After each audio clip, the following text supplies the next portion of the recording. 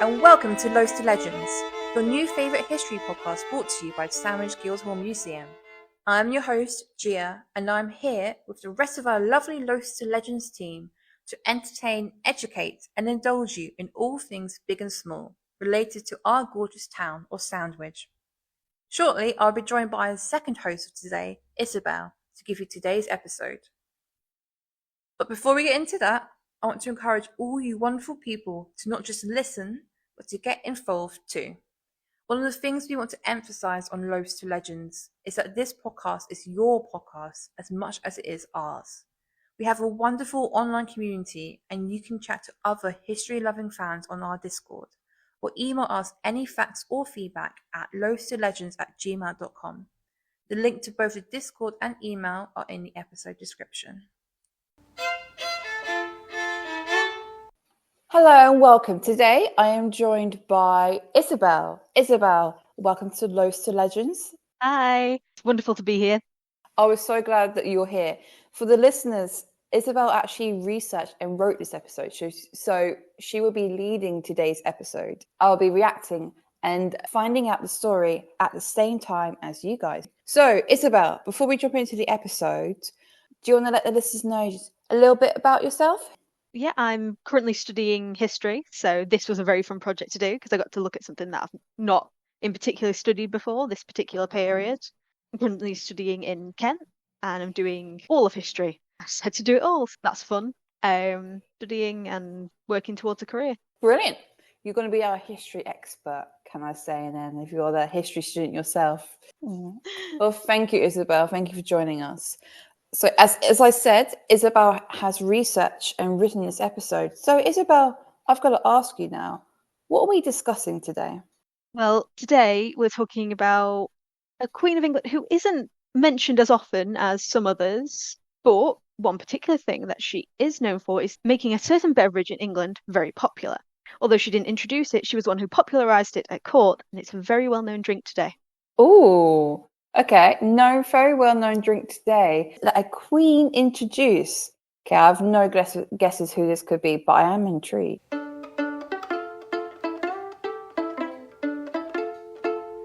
So, let's find out all together, everyone. As you probably know, many kings and queens have passed through Sandwich. It used to be a very important town, an easy place to land your boat if you were travelling to or from mainland Europe. So it's not a surprise that this particular queen visited the town. Today, we're going to discuss Queen Catherine of Braganza. Of course, the Queen of King Charles II. Yes, exactly. In the council chamber located in the Sandwich Guildhall, a series of 4 paintings collectively display the arrival of Queen Catherine, wife of Charles II of England, and her entourage. Notably, King Charles is not depicted in the painting, and according to recollections of the events, did not accompany Catherine when she visited Sandwich, though the Prince of Wales and future King James II is depicted and did visit Sandwich. These paintings, along with depicting the visit, are also incredibly valuable for looking at how nobles of the period travelled. So, who was Queen Catherine? How did she become Queen of England, and what impact did she have? How was she regarded, and how accurate are depictions of her in both modern and contemporary works? What was her relationship with the town of Sandwich specifically? And finally, how was it that she turned England into a tea-drinking nation? That last question, I'm particularly interested about that one. It is interesting because she didn't introduce the drink to England, but she was the one who popularised it. Good fact. Yeah. Before we begin discussing Catherine, it seems important that we also discuss the events prior to her husband Charles II's reign, as these events certainly had an impact on Catherine and Charles, as well as England as a whole. Gia, do you know what happened? Right, from my understanding, I last studied this during my A-level history. So I feel like my teachers at school were going, come on, Gia, you know this. So events that happened, well, we had Charles II's dad, Charles I, he got his head chopped off. We had, because Oliver Cromwell and the government took control of the country. So this is the English Civil War. And Charles I was ruling the country. And I know that he had not called government. He wanted to rule a country without government stating their own laws. And government didn't like this. People didn't like this. There was a civil war. Also, as well as my history teachers at school, I have to credit horrible histories for this as well. my good knowledge of this. The government took over and they got Charles I. They beheaded him, first king or monarch ever beheaded. And then Oliver Cromwell ruled. Oliver Cromwell was very strict, very religious, so he got rid of anything fun. He got rid of parties, got rid of Christmas. Charles II eventually comes back, and I know that he is known as the party king, the one who brought back Christmas, brought back partying, and he loved his riches, and he spoiled the nation or spoiled himself. That's my knowledge. How's that sounding? Sounds right. Sounds great. Yeah, Oliver Cromwell took over the country with his faction, and then Charles II was eventually brought back, though not without difficulty. When Charles II was crowned King of England, his reign actually began very differently than other monarchs who had come before him. This was because Charles's father was overthrown by a group known as the Roundheads, the most famous member of which was Oliver Cromwell, who held power over England from 1649 until 1658. As a result of this, Charles had lived in exile for a large portion of his young adulthood and was then left to try and rule a country without at least some of the training and experience he would have otherwise gained. Oh, that's a very good point. I didn't even consider the fact that he wouldn't have had the training and the lifestyle that so many of our monarchs usually have.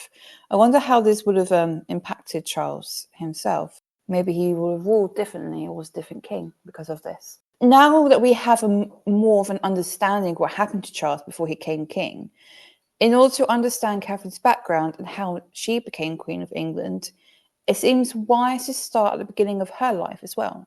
Do we know anything about Catherine's life growing up in Portugal? We do indeed. She was born Catherine of Braganza, the daughter of a nobleman in Portugal. 2 years after Catherine's birth, in 1640, the Portuguese people rose up with nobles who rebelled against the Spanish, who, during this period, ruled over Portugal.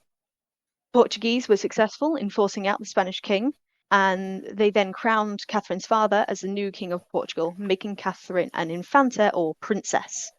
Much of Catherine's early life was spent with her mother, Queen Louisa, who was in charge of Catherine's education, and Catherine was likely educated in the convent of Alcantara in Lisbon. Oh, well, that sounds like quite a sheltered upbringing. Yes, it would have been. It seems Queen Louisa purposefully decided to keep Catherine very sheltered from the outside world and the world of the royal court. So, could gain some independence from Spain? Did, but the tensions with Spain never truly came to an end.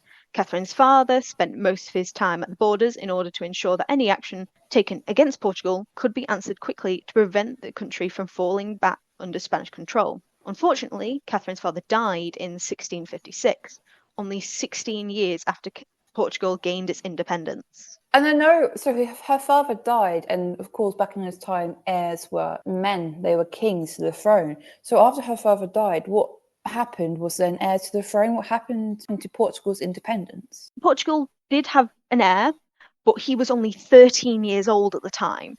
This meant that Queen Louisa was left as regent, which, while country is stable, there is an heir. It is a difficult position to be in, especially so soon after gaining independence, which was made even worse when 3 years later, Portugal's main ally, France, who had previously recognised their independence with the treaty, decided to sign a treaty with Spain and withdrew their support and recognition of Portugal's independence, leaving them more vulnerable. As a result, the hunt to find Catherine a husband was suddenly even more important than it had been previously, as this could gain Portugal support through a political marriage, if it was done well. Catherine's marriage to a powerful monarch or prince had the potential to secure Portugal's position and to gain recognition that was so important to maintain their independence. Politics back then, especially with monarchs, is so intense, especially with the countries like France pulling out and going, no, we're siding with Spain now.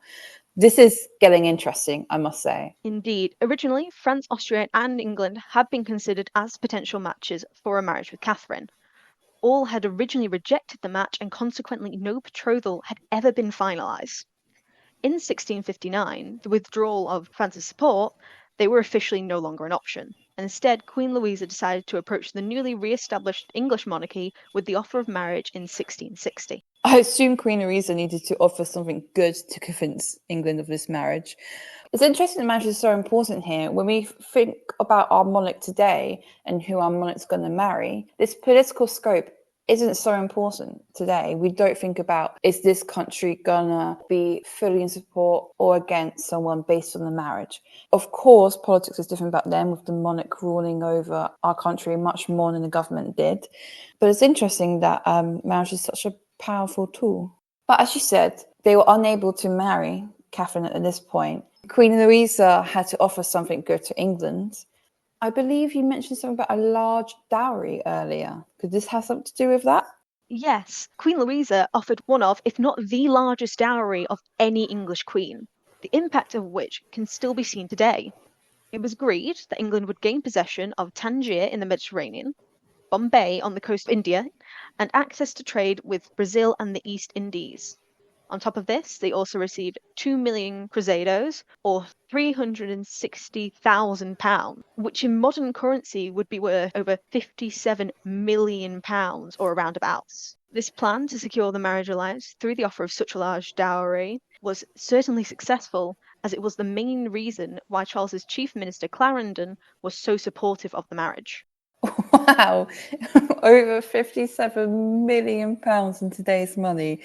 That is insane. No wonder England said yes. The Queen Louisa was clearly desperate, as we know from you saying about their political state. That's so much money. And also the land, there's so much money and the land. Is there any, do we know if there's any dowries that have been of similar proportion? Was this a typical offer or is this special? The dowries of English queens did tend to offer money or land.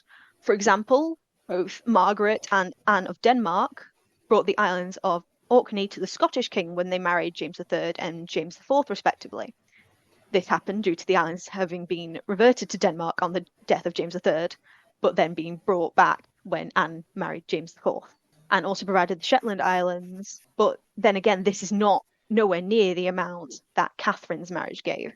So dowries for listeners at home, it was a common practice, but Catherine's dowry was huge. Have to remember that we have just as a nation lived through Cromwell and the government ruling over us because we, the public, disagree with how King Charles I was reigning, where he was deciding his own rules, he's not calling Parliament to session, and I know he was spending a lot of money. And here we have this queen come in with a lot of money with her. I feel like if the public knew that they've got to have a good reaction to this, and it definitely helps the nation itself. So as a result of Catherine Braganza coming and marrying Charles II or being betrothed to him, England got a lot of use of money and also a lot of trade, because they had an alliance with Portugal and the Queen for Charles. England got a lot from this deal. Did Portugal get anything other than maintaining its independence? Portugal's main reason for arranging this marriage was to maintain their independence, and they were promised political and military support for when Spain did try to re-establish control over Portugal, though, from what I could find, there was not much more than this. Independence most important, I understand that. Yeah. In the end, Catherine and Charles's engagement was agreed, and the Earl of Sandwich, actually, was the one sent to retrieve Catherine in April of 1662.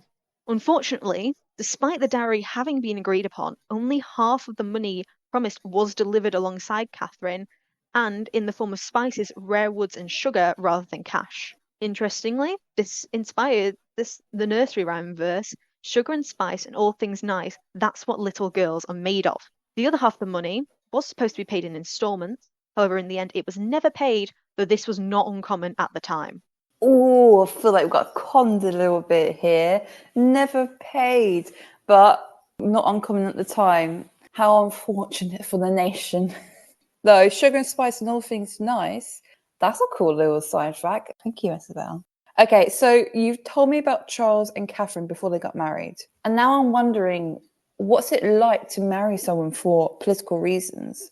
Could you really form romance and love between two people who are married for money and a nation's independence? Well, let me set the scene. It is 1662, and Catherine of Braganza, fiancée of King Charles II, first queen that England would have since the revolt against Charles I that had led to Oliver Cromwell's Puritan government from 1649 until 1658, though Oliver Cromwell died in 1658, and Charles did not reascend the throne until 1660. In truth, at the time, marriage primarily was for political reasons. It didn't matter if you were in love with someone. The main goal was to produce an heir, which was very important for Charles at the time, given that he'd just been reinstated as a monarch after his father being overthrown. And, well, you weren't expected to fall in love. You were expected to do your duty and to serve your country in the way that was necessary. Of course, that's your job, I guess, your role as a monarch. Yeah, as well as that, perhaps they didn't have the most romantic relationship, Catherine and Charles. Charles was well known to take on multiple mistresses, both before and after his marriage to Catherine. Oh, very scandalous of Charles II, though I am aware that this was quite common amongst the monarchs, I think. The mistresses, we all Yes. heard many stories about the illegitimate children of certain kings. Yes, it's fairly common at the time, even if perhaps their wives did not wish it to be. This was completely normal, and Charles, realistically, probably didn't have the most mistresses out of many kings of the time and the surrounding era. So Catherine is about to make court. There to welcome her is not the king, but instead his younger brother James, the Prince of Wales and future King of England, James II. The king is apparently, according to one contemporary, in the company of one of his mistresses, and as a result was late to meet Catherine. Said mistress at the time was heavily pregnant with one of the king's illegitimate children. Oh, that's not a great way to start the marriage. No, not at all.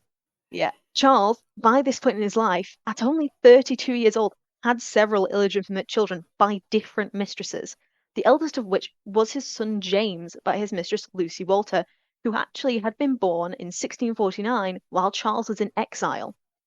Catherine's mother had made sure that her daughter apparently was aware of Charles's wandering eye and his many mistresses, but this did still not prepare Catherine for what she would face in the English court.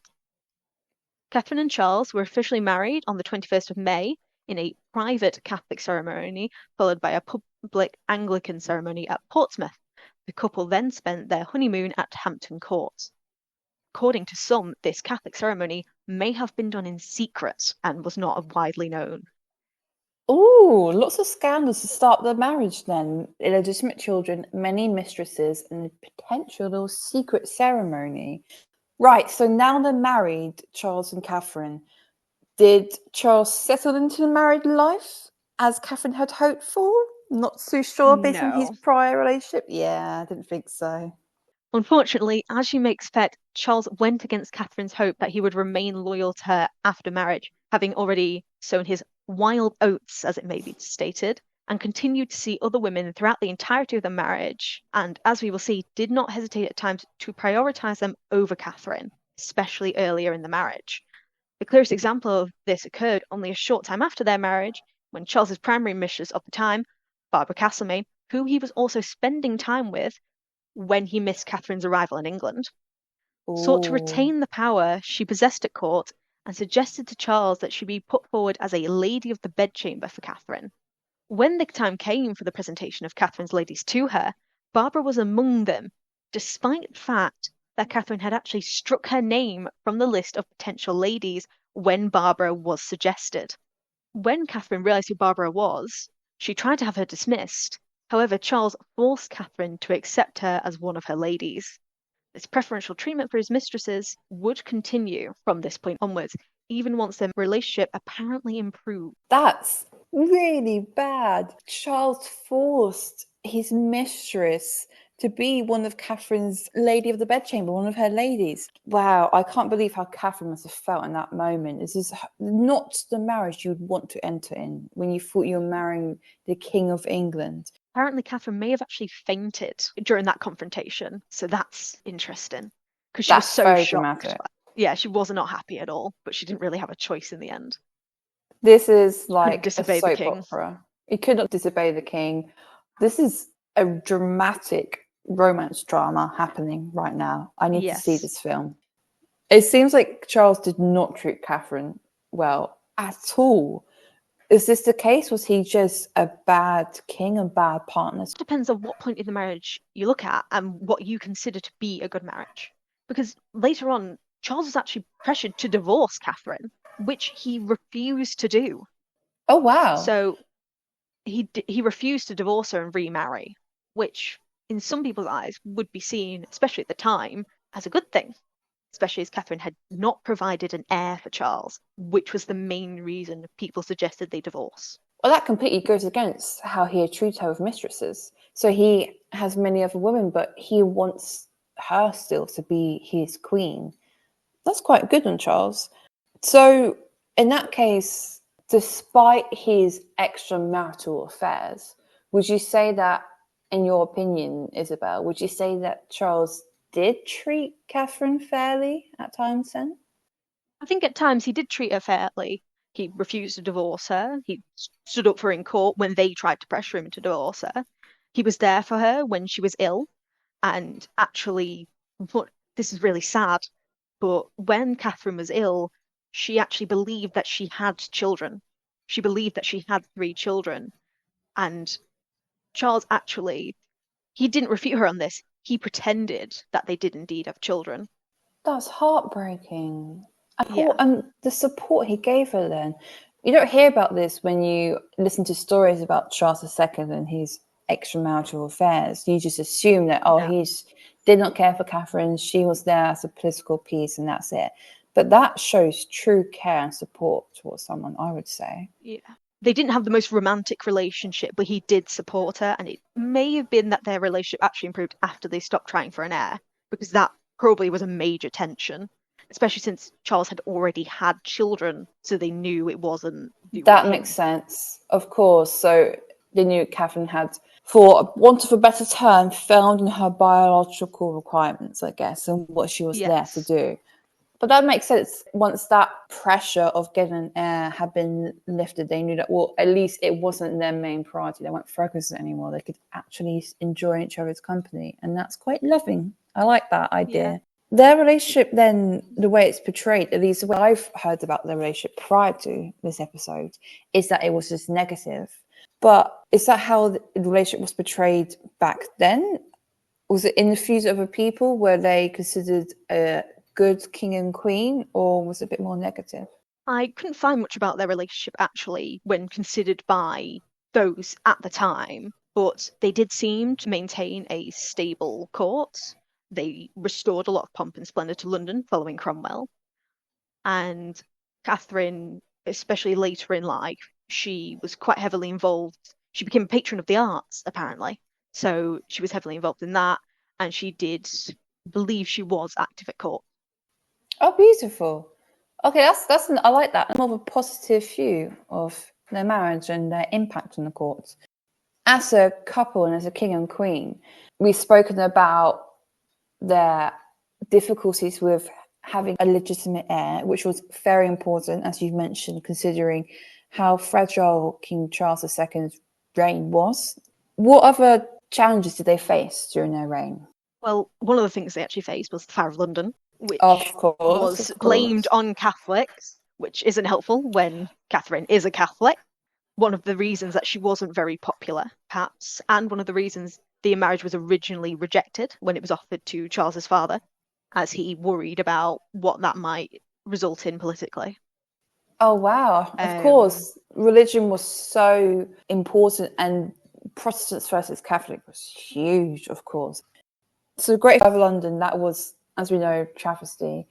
Around that time, there was also, if I remember correctly, I think this might have been mentioned in the first episode of this podcast for you listeners at home, there was an illness going around. Yes, there was a plague, though interestingly, the court did not leave London during this time and instead stayed in the city. They only left in the summer, which was seen positively because they were still there, they didn't run away, and it was just seen positively by the country. That's a huge image that the monarch and the court would give off then, to go like, no, we are staying with our capital, with our city. I remember, if you listeners at home, you remember from our first episode, we spoke about how the plague in London from 1665 to 1666 killed roughly 70,000 people. So for this, such high levels of mortality to occur, and the court decides they are staying where they are, hats off to them. I think that's a good image to give off to your people. your nation. Yes. Especially when it was such a risk for the king and queen especially to stay in London. The fact that they stayed was no doubt viewed positively by the people, because it's like, oh, they're not running away, they're actually staying here and managing it from the city. It's a good image to portray by them, at least. So their marriage seems fascinating. It was definitely an interesting one with lots of like ups and downs, lots of hatred and affairs, but also love and care and political and religious conflicts going against them. This has been absolutely fascinating to hear. But Isabel, I have got to ask for our listeners, what does this have to do with our town, Sandwich? So Catherine's relationship with Sandwich, despite not visiting the town until 1672, began before the new queen even set foot in England.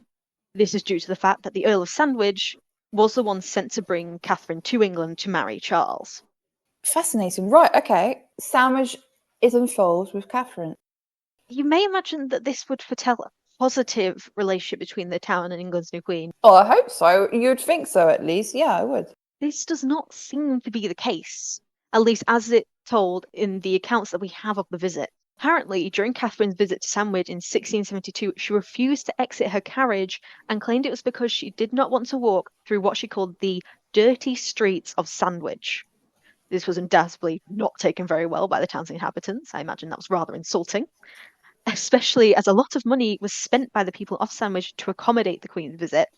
While £27 might not sound like a lot of money to us, converted to modern value, this was over £5,000. As a result, it can easily be seen how this apparent disregard from the Queen would not have been taken very well, and why, regardless of actual events, she may not have been portrayed very positively in retelling of the visit.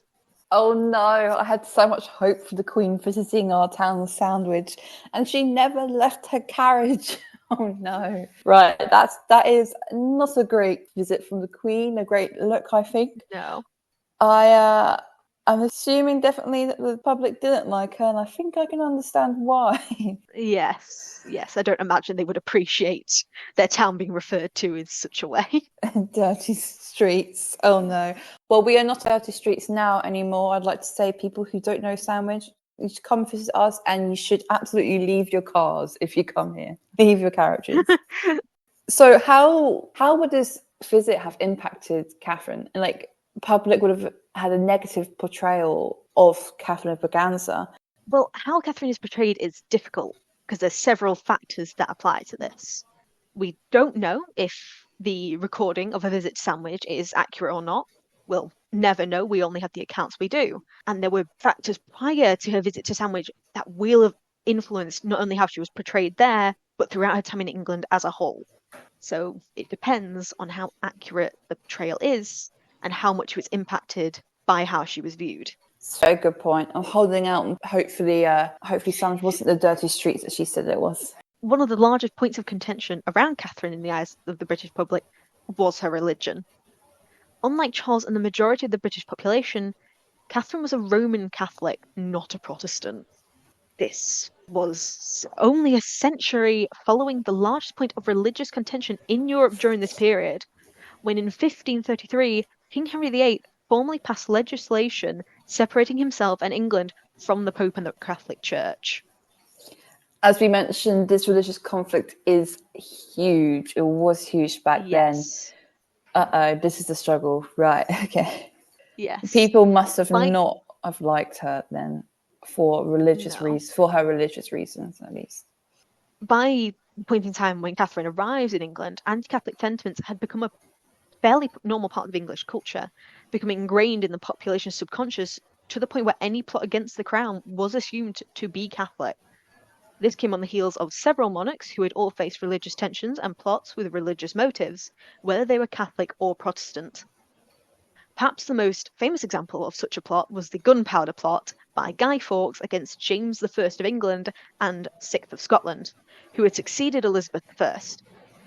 By the time of Charles II, anti-Catholic sentiment was so ingrained into English society that it was instinctual and not even purposefully done to blame them for plots or other disruptions. As a result, Catherine was not the ideal bride for the new King of England. In the eyes of many, as a Protestant queen would have been preferable. I remember studying this when I did my history A-level, the amount of plots against the monarch. There were numerous, but of course we all know Guy Fawkes, the reason why we have our bonfire night in England. This was hugely important, and I suppose having a Catholic queen would have put maybe some caution and worry in some people against, well, could the queen be plotting against the king if the Catholics were doing all these plots against the king, maybe? Were there any examples of the public thinking the queen was plotting against the king, maybe? Or is that just a weird speculation? There was a plot during Charles's reign. This is called the Popish plot. Despite not being real, it was thought to be. And during it, Catherine was accused of being involved, as it was believed to be a Catholic plot. However, Charles refused to believe this. In the end, people did die as a result of this plot. The numbers vary quite widely, but at least over 20 people, usually ranging to around 35 people, were killed for supposed involvement. Wow, 20 to 35 people. That's a lot of people to be killed as a result of this. It is, especially since the plot wasn't real in the end. But good on Charles for supporting his wife again. Yes, wouldn't have been very good if he did believe it. Oh, I'm so glad that he did. Their relationship was going up and down continuously. As we said before, another reason why it would be up and down is that Catherine didn't produce an heir. They tried and they tried. She never did she? Could this be yet another reason why people weren't keen on her? Yes, undoubtedly, the lack of an heir to the throne was a large factor in how people saw Catherine and how she was perceived. Well, Catherine and Charles' marriage certainly had other benefits and reasons for being established. The main reason that England agreed to the marriage was that it needed an heir.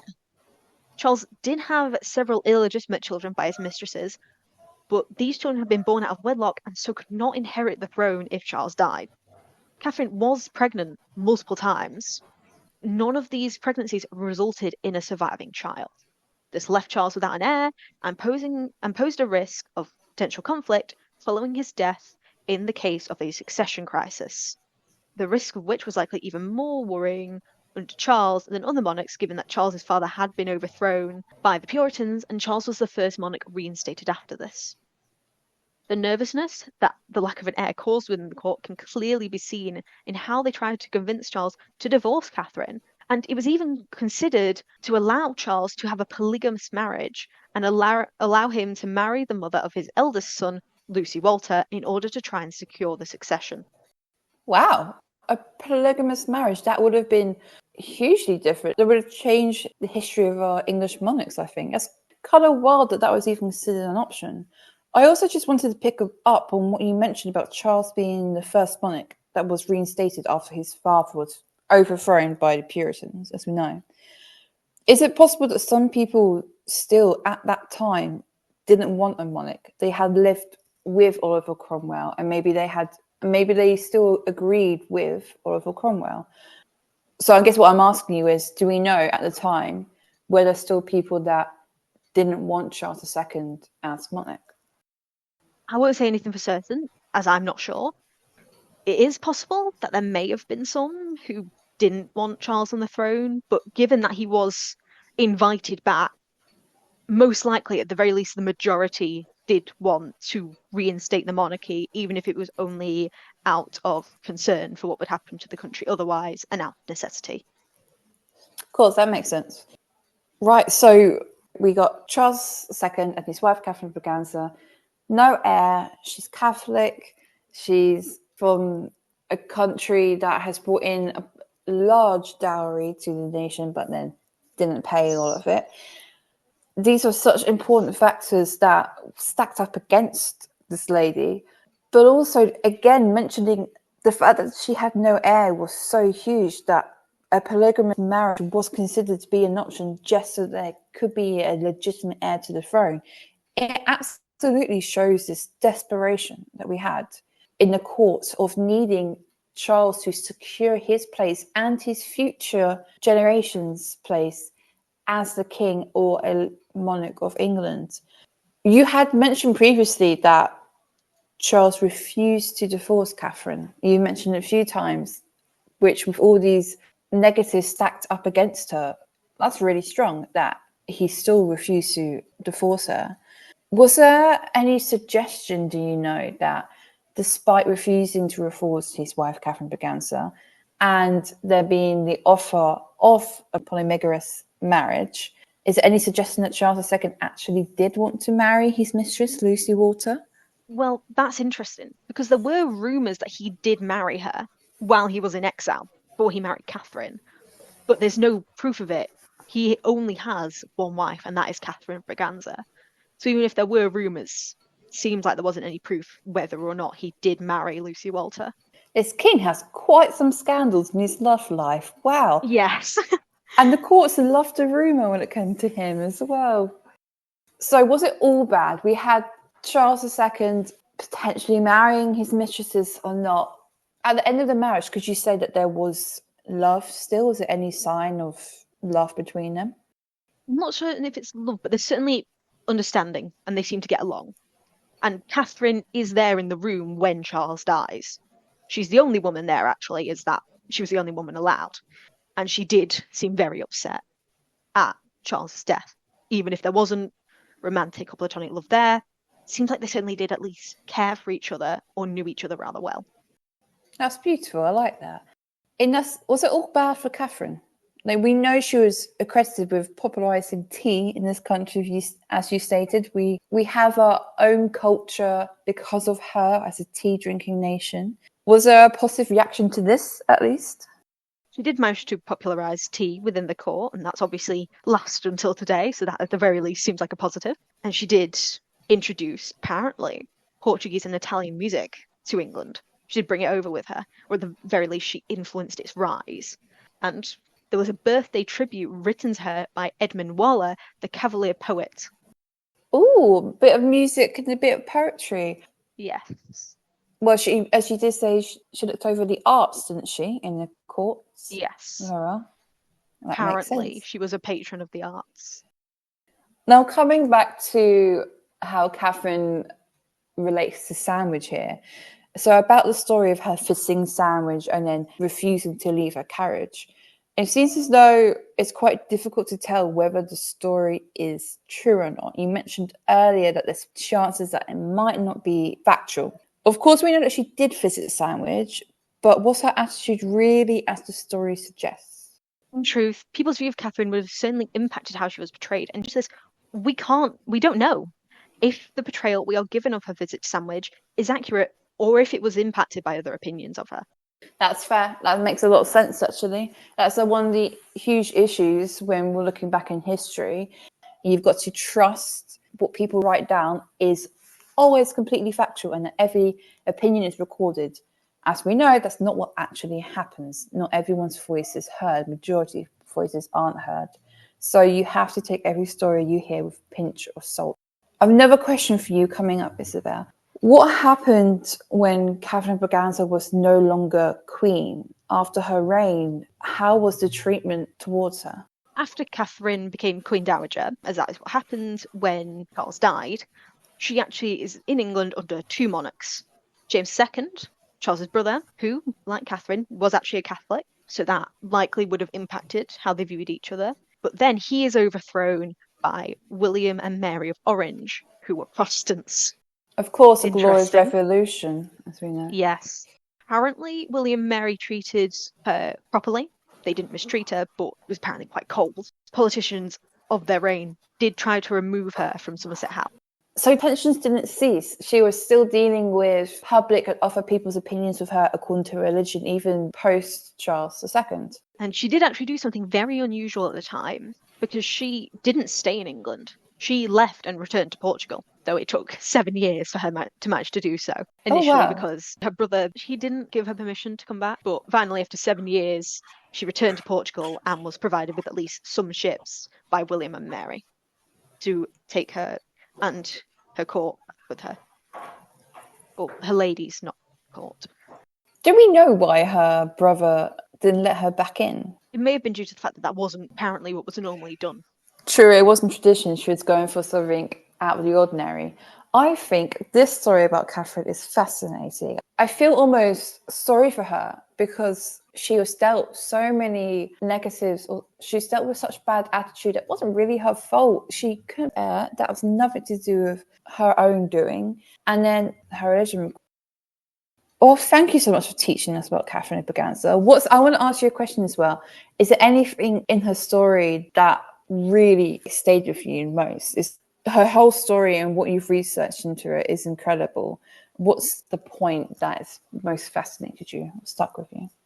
In truth, one of the things I find most interesting about Catherine doesn't actually happen during her marriage or even the period she's in England, because after she returns to Portugal, her brother dies, and she is actually regent for a period, which I find interesting. I don't know much about her regency, but I just find it interesting that she was a regent. So from Queen of England in the marriage of King Charles II to being regent in Portugal. Yes. Good on her. Good for her, I think. Well, thank you so much, Isabel, for teaching us all about Catherine Braganza. I feel like we could now enter a mastermind episode and give our special subject of Catherine Braganza, the queen who gave us tea. So thank you. We know a lot of monarchs have visited Sandwich, but it's great that we at Sandwich Guildhall Museum have a series of paintings that actually show her visit. And a little sneak peek behind the scenes for you listeners. As I'm recording this, I am actually sat in the council chamber looking at the 4 paintings of Catherine Braganza's visit to Sandwich. It is a beautiful painting. There are loads of carriages and horses that we now know she never left. Oh, thank you so much for coming on and sharing this. Well, at the end of every episode, I ask our guest host for a question of the week. And for you listeners at home, this will be so you can be interactive with us. We want you to be part of our podcast community. In the description below, we have a link to our Discord server. So please get involved and talk about your answers, your conversation, anything to do with Catherine Braganza, and we can get involved and talk with you too. So, Isabel, do you have a question of the week for us? Yes, I do. I think it'd be interesting to know if you had to introduce something to a nation for the first time or to popularize it, what would you choose? What item would you introduce or popularize? That is a good question. Oh, I like that a lot. I feel like you guys, listeners, absolutely give us your answer. Join a Discord server or message us on social media. But I feel like I'm going to answer this myself as well. If I was to popularize something, what would I popularize? Now, I can't do tea because Catherine Braganza did that already. I would popularize the fizzy drink Lilt. Now, this is a bit crazy. I feel like in a nation, say we're in the 1600s, Lilt that doesn't exist yet. I would bring Lilt and popularize it for the nation to have this most refreshing fizzy drink ever. Other fizzy drinks are available, of course, but they would not be popularized by me. What do you do? What do you popularize, Isabel? If we go for drinks, probably also fizzy drink, but I think I'd go with Diet Coke rather than Lilt. Oh, I like that. Okay. I like the idea of if you're introducing Diet Coke, but you're introducing Diet Coke to a nation that also don't have Coke. So they go straight for the diet version as well. I quite like the idea of. That's why I say specifically the diet one. Perfect. Slightly healthier. Slightly healthier, exactly. Well, thank you so much for joining us. I genuinely really enjoyed this session. I hope you've enjoyed coming on and teaching everyone about this new love of Thank Catherine you for Braganza. having me. Absolutely. Well, I'm going to say goodbye now to Isabel, but our listeners keep listening because I will talk to you at the end for our little outro. So thank you very much. Goodbye. Bye.